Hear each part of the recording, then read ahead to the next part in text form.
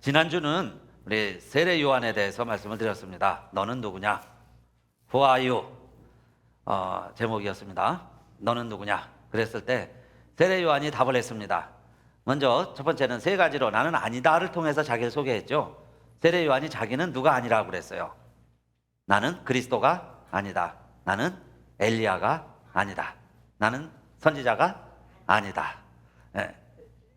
부정적으로도 잘 소개합니다. 나는 이런 사람 아니다. 그럼 대충 그려지죠. 그런데 왜 너는 세례를 주느냐 그랬더니 나는 누구라 그랬어요. 나는 소리다 그랬습니다. 소리. 울리는 꽹과리 있죠. 여러분 아무 의미 없다고 우리 고린도전서에서 이야기하는 울리는 꽹과리 같은 존재다는 거예요. 그러나 꽹과리가 울리면 뒤에요 임금도 행차하시고 주인공들이 나타납니다. 그를 알리기 위한 나는 참 의미 없는 소리에 불과합니다. 얼마나 멋진 표현이에요. 다 로고스가 되고 말씀이 되고 내 뜻을 주장하려고 그럴 때 세례 요한은 나는 소리다 그랬죠. 두 번째로. 그러면서 세 번째, 그러나 내 뒤에 오시는 분 앞에서는 나는 어떤 존재라 그랬어요. 네, 신발끈도 묶거나 풀거나 할 수 없는 존재다. 근데 왜 그걸 못한다고 그랬어요? 그 당시에 그걸 하는 사람들은 노예였어요. 노예들이 그 일을 합니다. 그러니까 나는 그분 앞에 서면 노예보다 불과합니다. 노예보다 못합니다. 그 이야기인데 이것은 이 세례 요한이 겸손해서가 아니고 그 뒤에 오시는 분이 누구라는 이야기예요. 하나님이시다. 하나님의 능력과 권능을 가지고 온 인류를 구원할 메시아로 오실 분이기 때문에 그분 앞에서는 그 이야기예요. 내가 왕도 그랬죠. 왕 앞에서도 당신 잘못했다고 그렇게 단호하게 이야기하는 세례 요한이었지만은 그분 앞에서는 나는 종도 아닙니다. 그 이야기예요. 자, 드디어 오늘 본문은 그 두 사람이 만나는 장면입니다. 랑데뷰. 드디어 만났어요. 어떤 장면이 연출되고 펼쳐졌겠어요. 세례 요한이 그렇게 뒤에 오는 분을 추대했는데 드디어 만났죠. 그런데 첫 마디가 이거였습니다. 보라, 세상 죄를 지고 가는 하나님의 어린 양이로다. 할렐루야. 이것보다 여러분 우리 예수님을 잘 설명하고 예수님이 하신 사역을 잘 설명한 표현도 없을 거예요. 보라, 세상 죄를 지고 가는 하나님의 어린 양이로다. 왜 어린 양으로 묘사를 했을까요? 그렇게 자기는 엎드려서 신발끈도 못 맬 존재인데 그분을 소개할 때 표현할 때 많은 단어와 많은 이미지 상징들이 있겠죠. 그런데 그 중에 세례 요한은 어린 양이라는 표현을 쓴 겁니다. 이 어린 양에 대해서 여기 준비한 애니메이션이 있어요. 이거 잠깐 1분 16초밖에 안 되는데 잠깐 보시면 어린 양의 의미를 알 수 있습니다.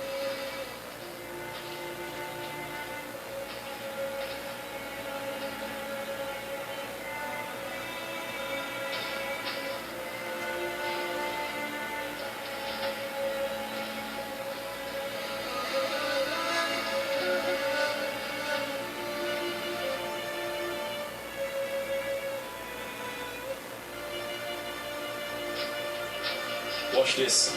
All your sins is transferred into the Lamb, the spotless Lamb, and all the righteousness and spotlessness of the Lamb is transferred into the offerer. It is the offerer that kills the Lamb, that will know it's our sins. As the Lamb burns, the judgment is on the Lamb. You and I, we walk away with the favor of God, the light of God, with the smile of God, and the blessings of God Almighty. Hallelujah. Who is now our Father. 네, 감사합니다. 짧은 영상이지만은 많은 의미들이 내포되어 있습니다. 먼저 여러분 잠깐 이렇게 발견하셨는지 모르겠는데 이 양을 그냥 잡는 게 아니고 어떻게 하고 잡아요? 머리에다가 이렇게 안수를 하고 그 다음에 잡습니다. 그런데 안수를 할 때 무슨 일이 벌어졌어요? 내 안에 있던 시커먼 것이 양에게로 가고 양에게 있었던 하얀 구름 같은 것이 그 사람에게로 이렇게 바뀌죠. 익스체인지입니다. 바꾸는 거예요, 서로. 그러니까 내 안에 있었던 시커먼 게 양한테 들어갔고 양에 있던 하얀 것이 내 안에 들어오는 거예요. 그래서 반드시 안수를 하고 잡았습니다. 그러니까 아무 죄 없는 양을 죽여서 죄 많은 내 죄를 씻김 받는다는 의미가 어린 양의 의미였어요. 그래서 제사를 항상 그렇게 드렸습니다. 그러니까 꼭 잡았죠. 안수합니다. 내 죄를 전가시키는 거였어요. 그 다음에 제사장이 검사를 하죠. 양을 끌고 왔는데 검사합니다. 점이 있나, 어깨 흠이 있나, 뭐가 잘못된 부분이 있나. 그래서 아무 흠이 없을 때 제물로 쓰일 수 있는 거예요. 우리는 뭐 드린다고 그러고요, 주일 한다고 그러면서 다 시간 내고 남으면 하고, 그죠? 집에서 그냥 다 쓰고 남으면 별일 없으면 또 우리가 뭐 하기도 하고, 그죠? 바치기도 하고 그러기도 하는데, 원래 양은 제일 좋은 거, 제일 깨끗한 것을 드렸습니다. 여러분, 그런데 세례 요한이 볼 때 예수님이 어린 양이라고 하는 것은 바로 아무 흠도 없고 점도 없고, 그는 하나님이셨으니까, 그죠? 아무 죄가 없는 분이세요. 그래서 우리의 희생양이 되기에 조금도 부족함이 없는 제물이었다, 그 이야기입니다. 완벽한 하나님이셨으니까요. 우리와 모양은 같았지만 죄가 없는 분이세요. 그래서 정말 온 인류에 단 한 번, 다른 양은 계속 잡아야 했죠. 양이 제한이 있으니까. 그러나 주님이 희생양이 되셨을 때는 또 돌아가실 필요도 없고 다른 양을 또 드릴 필요도 없다, 그 이야기예요. 완벽한, 완전한 희생양으로 우리를 위해서 돌아가신 하나님의 어린 양이다, 그 이야기입니다. 그리고 또 한 가지 의미는, 여러분, 반드시 희생양이라는 말은, 어린 양이라는 것은 죽어야 했습니다. 결국은 죽어야 되는 거예요. 죽이는데 요즘 그런 건 많이 보죠. 중동에서 서로 참수하느냐고 칼로다가 목을 베는 것인데, 바로 그렇게 하는 겁니다. 그렇게 양을 목을 뱄어요. 근데 누가 목을 뱄을까요? 제사장이 목을 뱄습니까? 그 끌고 온 양을 끌고 온 사람이 목을 뱄어요. 자세히 보시면은 끌고 온 사람이 목을 베는 겁니다. 제사장은 칼만 줬어요. 칼을 주면 그 자기가 데리고 온 그 사람이 얼마나 정도 들었겠어요. 아깝고. 그런데 목을 뱁니다. 그래서 그 고기는 다 번제단에서 태우죠. 불을 태워서 피는 제단에 뿌리고. 그런데 살이 타면서 연기가 올라가는 것이 하나님의 심판의 불이 임한 것으로 보는 거예요. 그래서 불이 막 올라가면은 하나님이 그 제사를 받으신 거예요.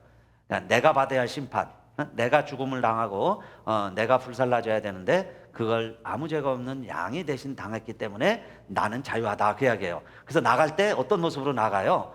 하나님의 평강과 하나님 주시는 축복을 가지고 이제는 평안하게 웃으면서 이 제단을 나가는 모습까지 그려져 있습니다.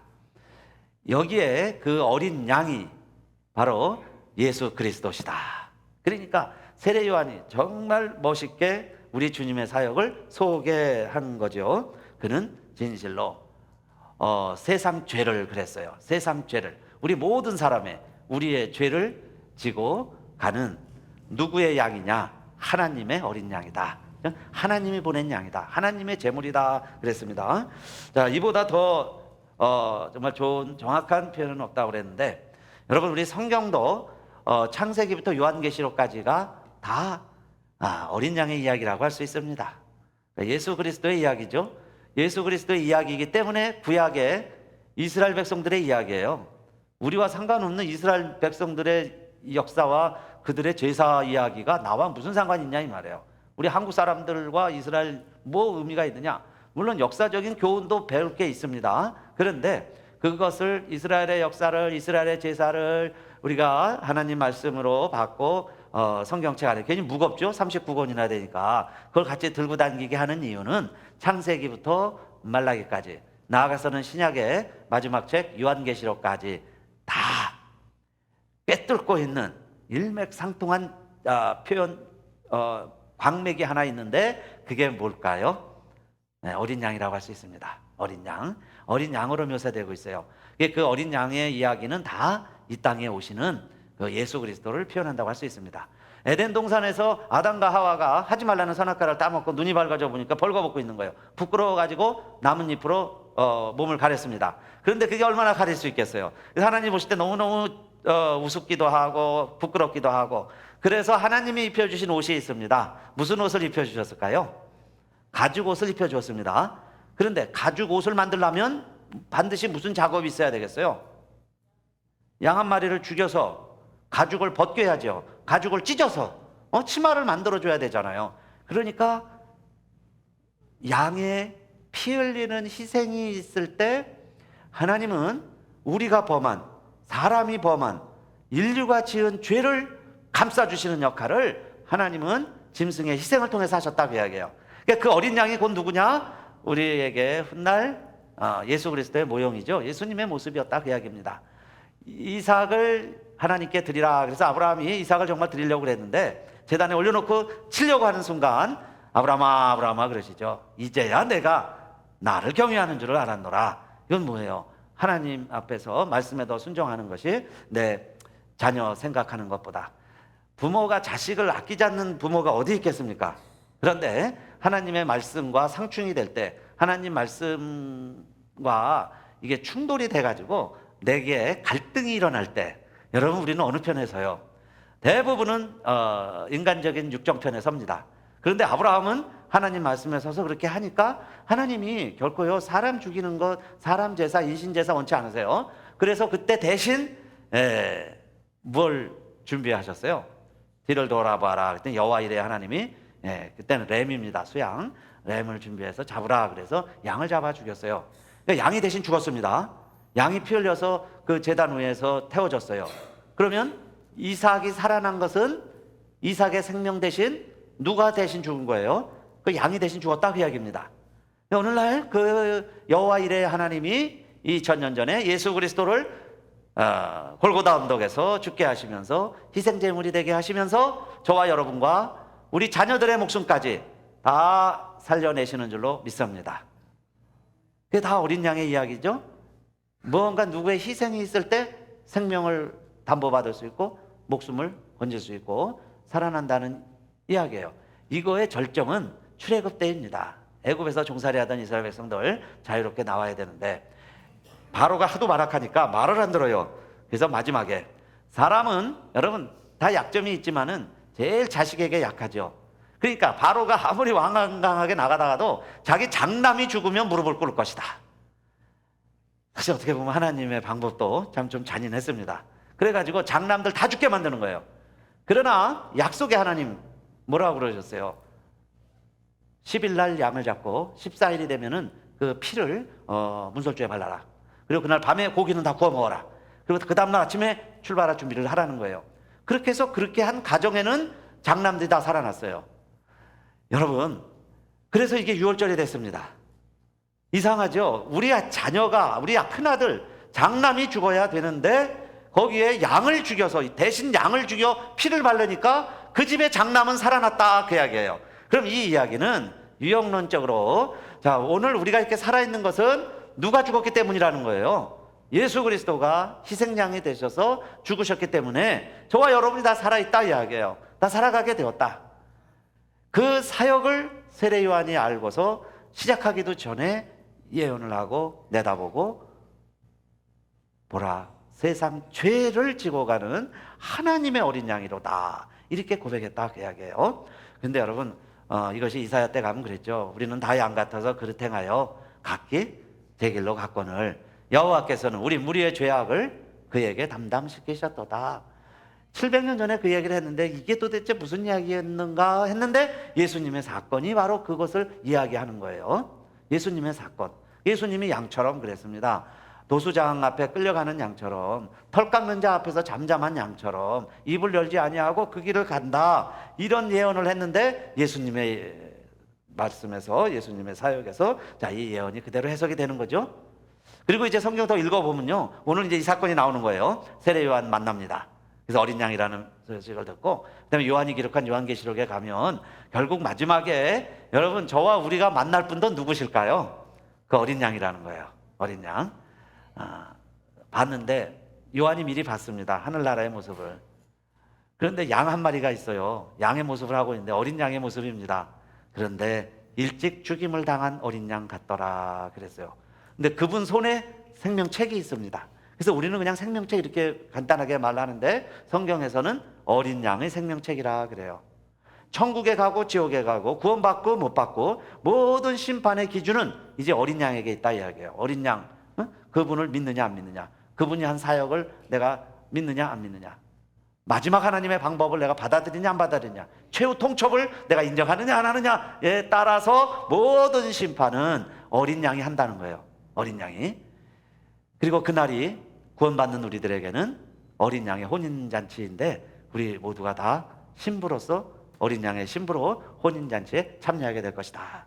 이렇게 성경 얘기가 끝나고 있습니다. 그러니까 세례 요한이 예수님을 가리켜서 하나님의 어린 양이라고 말한 것은 너무너무 정확한 그의 사역의 표현이다, 그 이야기입니다. 그래서 이야기하죠. 이어서도 내가 전에 아까 얘기했죠. 내 뒤에 오시는 분이 있다 했는데 바로 이분이 그분입니다. 이게 30절 이야기예요. 그리고 내가 지금 물로 세례를 주는 것은 이분을 이스라엘에 알리기 위해서 나는 물로 세례를 주고 있습니다, 그 이야기입니다. 그러면 너는 어떻게 그가 그런 메시아인 줄, 그가 하나님인 줄 어떻게 알았느냐, 그 말이에요. 세례 요한에게 물어보는 거죠. 너는 그러면 이렇게 많은 사람들이 너 앞에 와서 세례를 받았는데 그가 하나님이라는 것을, 그가 그런 어린 양이라는 것을 너는 어떻게 알았느냐, 그 말씀이에요. 세례 요한은 어떻게 알았을까요? 용한 점쟁이라 알았을까요? 아니면 우리 한국 사람들의 관상을 보고서, 얼굴 보고서 찍어갖고 맞췄을까요? 어떻게 알았냐 이 말이에요. 이 예수가 지금 자기한테 무릎 꿇고 세례를 받는데 이가 그런 하나님, 놀라운 하나님의 아들이라는 것을 어떻게 알았을까요? 그것도 지금 예수는 한 30년 같이 지냈습니다. 사촌간이에요. 친척이에요. 같이 다방구하고 술래잡기하고 같이 학교 다니고 그러지 않았겠어요? 잘 아는데 그 이야기예요. 어떻게 이 사람이 갑자기 그 메시아하고 하나님의 아들이다 선포할 수 있었느냐 그랬는데, 세례 요한이 이야기하는 것 보면 이겁니다. 나를 물로 세례를 주라고 하시는 그 하나님 아버지가 계셨는데 그 하나님 아버지가 나에게 말하기를 너가 그렇게 세례를 주다가 하늘이 열리고 성령이 임하는 자가 있거든, 그가 바로 우리가 기다리는 메시아다, 이렇게 일러줬어요. 그런데 예수님이 세례받는 순간에 어떤 일이 벌어져요? 마태복음도 좀 더 자세히 기록을 했습니다. 오늘 요한복음에는 그냥 짧게 나왔는데 마태복음에는 그러죠. 세례 요한이 직감적으로 알고 좀 이상하니까 내가 세례를 받아야 되는데 당신이 어떻게 나한테 세례를 받습니까? 그러니까 예수님이 그러죠. 아니다, 행하여라, 세례를 베풀어라.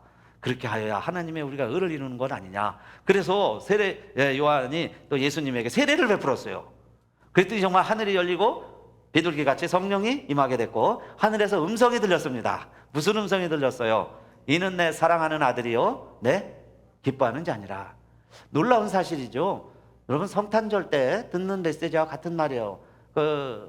가브리엘 천사를 통해서 예수님이 잉태되는 건 성령으로 된 것이다 할 때도 내 사랑하는 아들이고 기뻐하는 자고 하늘엔 영광이고 땅에는 평화다, 그 말씀을 했는데 역시 같은 내용이죠. 내 사랑하는 아들이고 내 기뻐하는 자니라, 그 음성이 들린 거예요. 그래서 세례 요한이 즉시로 이는 하나님의 아들이로소이다 고백을 했다, 그 이야기예요. 이는 하나님이시다, 하나님이시다. 오히려 모르는 관계였으면 더 쉬웠을 거예요. 잘 모르면요 좀 신비한 게 있어갖고 저 사람에게는 뭔가 있으려니 생각하는 거예요. 그게 여러분 처음 만난 사람, 우리 뭐 외부 강사도 가끔 모시지만 그렇게 하는 이유도 그런 목적도 있습니다. 좀 다른 데서 오면요 뭔가 신비한 말씀하실 것 같죠. 신비한 소리로 들려옵니다. 남이라면은 오히려 그 고백이 쉬웠을 텐데 세례 요한은 그 예수를 잘 알아요. 아는 사이인데 오늘 이 고백을 하기는 정말 쉽지 않았을 것인데 세례 요한으로 하여금 보라, 세상 죄를 지고 가는 하나님의 어린 양이로다 라고 고백하게 한 것은 누구의 능력인가요? 누가 알려주신 거예요? 성령께서. 성령이 임하시니까 성령이 함께 할 때 세례 요한은 그가 하나님의 아들이라는 걸 알게 됐습니다. 여러분, 우리 예수님도 마찬가지예요. 사실 이제 이후에 성령이 함께 하시고 하나님의 능력을 기름 붓듯 부어주셔서 이때 이후로부터 하나님이 공생애를 시작하세요. 많은 병자도 고쳐주시고 하나님 나라도 소개해 주시고 그래요. 그러나 그전에는 30년 지낼 때는 그런 이사와 기적을 행하지를 않으셨죠. 이제부터 행하시기 시작을 하셨다, 그 이야기예요.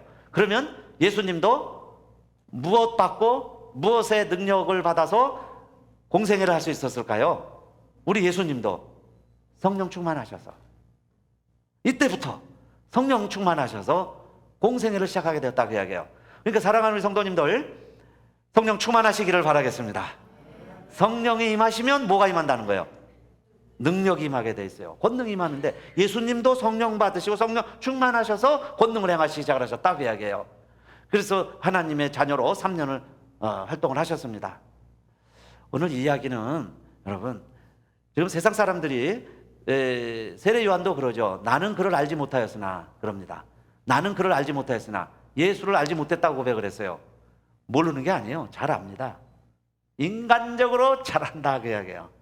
나는 그가 누구인지, I know who you are, 그죠? Who he is. 난 너 누구인지 잘 알아 그 이야기예요. 이건 뭐예요? 이름 알고 주소 알고 성명 알고 이거 안다는 거예요.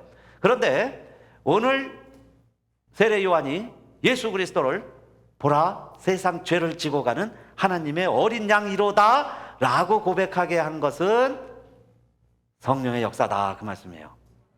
그러니까 성령이 임하시면 우리가 알게 되는 거예요. What he does, what he does. 그가 뭘 하는 사람인지, 그의 하는 일이 무엇을 의미하는지 이제 알게 됐다 그 이야기예요. 예수가 왜 왔는지를, 무슨 일을 하러 왔는지를 내가 이제는 알았다 그 이야기예요.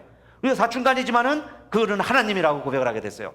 이 세상에 요즘도 마찬가지예요. 여러분, 예수를 성령 받지 않고 읽으면, 성령 받지 않고 설교를 들으면 그냥 윤리 도덕으로 듣습니다. 착하게 살자, 착하게 살라고 하는 말씀이구나.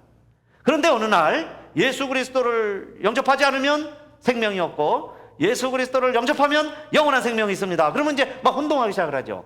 천국이 있고 지옥이 있습니다. 그럼 막 알레르기가 나는 거예요. 막 괴로워해요.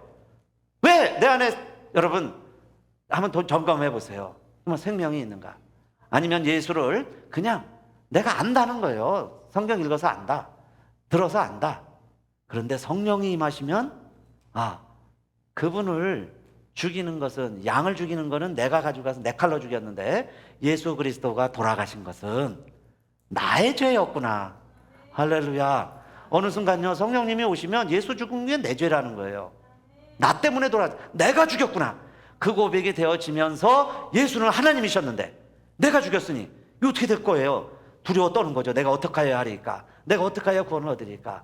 그런데 놀라운 사실은 그걸 여러분 내가 인정하고 받아들이는 순간 제 성막을 나가는 사람의 마음에는 하늘에서 내려오는 평화와 평강이 있다고 그랬어요. 이제는 내 죄 문제 내게 해결할 수가 없었는데 주님이 대신 도맡아 주셨으니 이제 나는 하늘의 평화와 평강을 누리면서 살아가라는 겁니다. 그 일을 이루시려고 예수가 오셨구나. 그게 예수가 하신 일이구나. 이것을 이 세례 요한이 어떻게 그렇게 알았을까요? 자기 지혜로운 게 아니고 성령이. 그래서 오늘날 저와 여러분에게도 그 성령이 임하셔서 예수 사건이 내 사건이 되시고, 예수가 날 위해 부활하셨고, 예수가 하나님 우편에 계시다면은 나도 하나님 우편에 계시다는 게 여러분 믿어지시고 우리 감사할 수 있게 되시기를 바라겠습니다. 세상 죄를 지고 가는 하나님의 어린 양이라는 것, 성령을 통해서 깨닫게 됐는데, 성경도 마찬가지입니다. 많은 사람들은 이야기합니다. 이 성경이 누가 썼냐? 사람이 썼죠. 근데 이걸요 사람이 안 썼다고 그러면 그 사람들 논리에 지는 거예요. 이 66권요 사람이 썼어요. 유대인들이 썼습니다. 그 당시에 쓰는 히브리어 쓰고 그 당시 사람들이 쓰는 헬라어로 썼어요. 만약에 미국에서 있었다면 영어로 썼겠죠. 한국에서 있었다면 한국말로 썼고, 그건 뭐예요? 다 사람이 썼다고 이야기해요.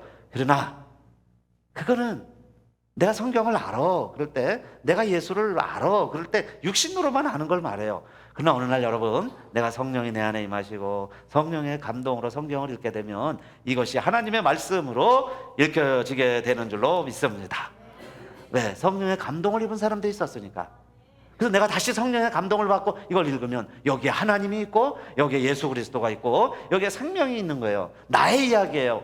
온 인류의 이야기고 창조의 원리와 마지막 심판의 원리까지 다 여기에 담겨져 있는 것을 어떻게 깨닫게 되느냐? 성령이 내 안에 거하시게 되니까 믿어지고 깨달아지는 거죠. 믿고 깨달아지는 거예요. 성경을 이해하는 것이나 오늘 예수 그리스도를 이해하는 것이나 성령이 임하니까 알게 되었다 그 이야기예요. 그런데 마지막으로, 그러면 여러분 이제 우리가 할 일은 뭘까요? 그래, 그러면 예수가 하나님이셨다, 우리를 위해 죽는 희생양이신데 그걸 그냥 또 예배드리고 기념하고 가서야 되겠어요? 근데 우리가 할 일이 있습니다. 세례 요한이 뭐라고 고백을 했어요?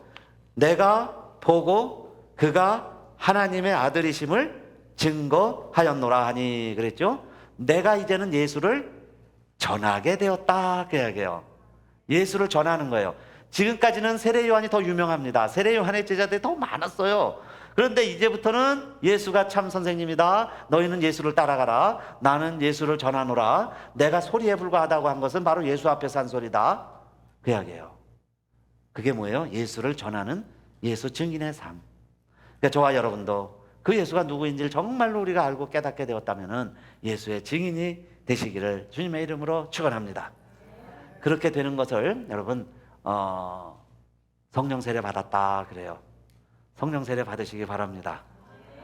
어떤 데서는 너무 성령 세례를 도식화해 가지고 그렇게 안 하면 성령 세례 못 받았다고 그러는데 진짜 성령 세례의 의미는 이겁니다. 요한은 물로 세례를 베풀었어요. 물로 세례를 베푸는 걸 회개하는 걸 말해요. 회개하는 것. 성령 세례는 뭐냐? 성령이 내 안에 들어오시면 여러분, 자 우리가 예수가 믿어지고 말씀이 깨달아졌죠? 그럼 내 안에 하나님이 주시는 하나님의 생명이 내 안에 있게 되는 거예요. 하나님의 생명이 내 안에 있다는 얘기는 뭐예요? 아버지 엄마가 주신 생명은 육체의 생명이에요. 내가 그래서 태어났습니다. 55년 살아가고 있어요. 그건 육신의 생명. 그러나 예수님 믿고 영접하는 자에게는 하나님 아버지가 주시는 영원한 생명이 있어요. 그게 하나님의 생명. 그걸 영생 말합니다. 그냥 오래오래 롱롱 오래오래만 사는 게 아니라 하나님의 생명이에요. 하나님의 생기. 그게 내 안에 있게 되면 내가 태어났죠. 내가 거듭났습니다. 내가 태어나는 생명을 얻게 됐어요. 내가 새 사람이 됐습니다. 그래서 이제는 하나님을 알아가는 거예요. 아버지를 알아갑니다. 아버지를 닮아가는 것처럼 여러분이 하나님에 대한 지식이 생기는 거예요. 하나님을 좀 알아가고 싶어요. 그렇게 새롭게 살아가는 모습이 성령 세례 받은 모습이다. 그 말씀입니다. 내 안에 생명이 있으니까 크게 좋아지는 거예요. 그런 증거가 있어야죠. 좀 하나님 말씀이 그립고 말씀을 알고 싶고 하나님 아버지를 그리워하고 그런 나의 소욕이 있느냐 이 말씀이에요. 그렇게 변화되는 게 성령 세례입니다. 그런데 이 성령은 바람과 같다고 그랬어요. 바람같이 임해요. 그러니까 바람의 뜻은 뭐냐? 능력입니다. 능력. 여러분 태풍이 불면요 막 나무가 뿌리째 뽑혀요. 집이 막 그냥 평지가 됩니다. 지붕이 막 날아가요. 송두리째 우리를 뒤집어 놓을 수 있다 그 말씀이에요. 사람이 웬만하면 변하지 않습니다. 성품은 잘 안 변해요. 실제로 잘 안 바뀌어요. 그런데 여러분 성령 세례 받고 성령 충만하면 뒤집어지는 역사가 일어날 줄로 믿습니다. 옛날에 여러분 한가닥 했고 성질이 있고 그랬던 사람도 성령이 들어가니까 순한 양처럼 되는 거예요. 순한 양이 될 수 있어요. 내가 돼서 안 돼요. 상대방이요 아무리 강요하고 아무리 잔소리해도 안 돼요. 그런데 성령이 들어가면 변화되는 줄로 믿으시기를 바라겠습니다. 그렇게 우리가 변화되고 있느냐 하지 말씀이야. 좀 나아졌느냐? 교회 2년 다녔는데 10년 다녔는데 좀요 참을 줄도 알고 여러분 변화되는 모습이 나타나야 되지 않겠어요? 그만큼 우리가 노력하는 거예요. 완벽하지 않지만은 오직 성령이 너희에게 임하시면 내가 할 수 없었던 변화의 징조와 변화들이 나타난다 그 이야기예요. 나에게 그런 변화가 있느냐 이겁니다. 성령의 열매 변화가 있느냐? 그래? 성령 세례 받았으면 변화가 시작이 돼야죠. 그리고 정말 성령 세례 받은 분들은 분명합니다. 여러분 성령 세례 받은 사람들은요 분명한 게 한 가지가 있어요. 그것은 이 세상이 얼마나 혼란스럽고 혼돈하고 어둡고 공허한지 몰라요.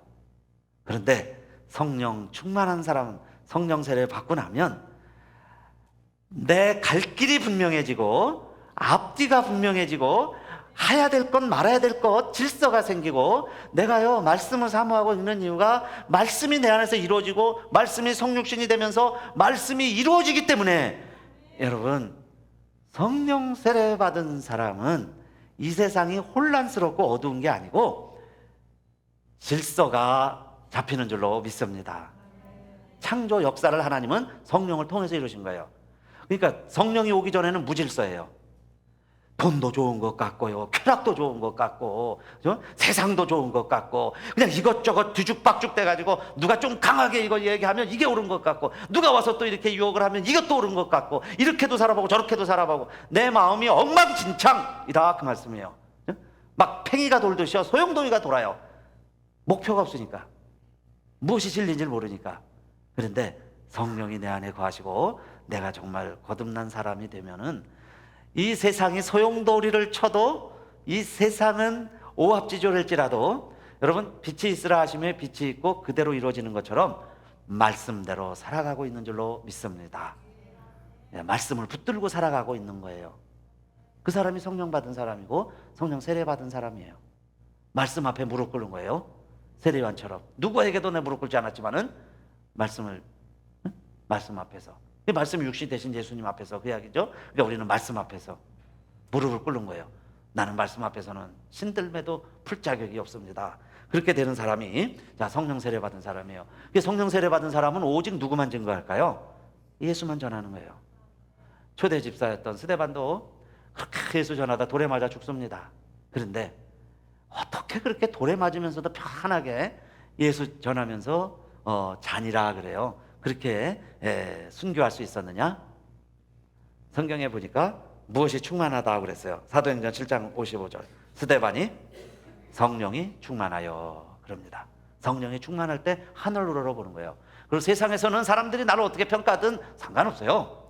하늘 보니까 하나님의 영광이 보이고 그 옆에 주님이 계신 게 보이는데 주님 전하려고 이제는 내가 거듭났으니 그 예수 전하고 자랑하는 일에는 사람들이 뭐라 그러면 상관없어요. 돌 던져도 상관없어요. 아프죠? 그러나 아픔도 몰라요. 그냥 예수 전하다가 잔이라. 사울도 마찬가지입니다. 사울도 모르니까 예수 핍박했죠. 그런데 그 예수 만나고 나서 내가 핍박하는 예수다. 그 예수 만나고 나서 아나니아가 와서 기도해 줍니다. 그래서 그가 가서 하나님이 택한 그릇이라고 그래서 가서 전하라고 그러죠. 그런데 스데반이 예수를 다시 전하게 되었는데 무엇이 충만해서 예수를 전하게 됐을까요? 성경에 보니까 성령이 충만하게 되어서 그래요. 아나니아 안수받고 성령이 충만해서. 성령이 충만하지 않을 때는 바리새인 노릇했습니다. 율법 자랑했어요. 오히려 예수 믿는 사람 핍박하는데 앞장서지 않았습니까? 교회를 잔해하는 자였어요. 그런데 성령 충만하고 나니까 오직 예수 증인, 나의 달려갈 길과 주 예수께 받은 사명, 곧 은혜의 복음 증거하는 일을 마치려 하면은 나의 생명을 조금 더 귀한 것으로 여기지 아니하노라. 그러면서요 예수 전하겠다고 변화됐어요. 예수 전하는 일이라면 어디든지 가서 말씀을 전했습니다. 그 차이가 뭐예요? 성령이 임하니까. 그래서 사랑하는 우리 성도님들, 오늘 이 세례 요한의 고백 너무너무 멋진 고백이죠. 한번 다 같이 해볼까요? 보라, 세상 죄를 지고 가는 하나님의 어린 양이로다. 저와 우리의 고백이 되시기를 바라겠습니다.